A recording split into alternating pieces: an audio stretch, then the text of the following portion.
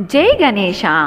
ఆది గణపతి ఆయన విల్లి గణపతి. ఈరోజు ఆగస్టు 21 బుధవారం శ్రీ విఘ్నేశ్వర స్వామివారి దర్శనం కోసం వచ్చిన భక్తులు తెల్లవారుజామున శ్రీ స్వామివారి అభిషేకంలో పాల్గొన్నారు. భక్తులు అన్నప్రాసన, అక్షరాభ్యాసం, కొబ్బరికాయ మొక్కులు సమర్పించారు.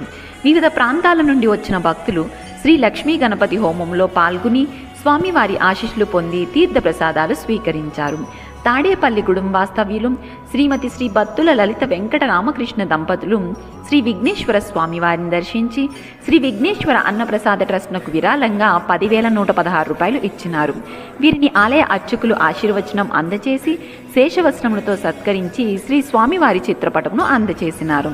ఈరోజు 1,206 మంది భక్తులు అన్నప్రసాదం స్వీకరించగా 84,429 రూపాయలు విరాళంగా సమర్పించినారు.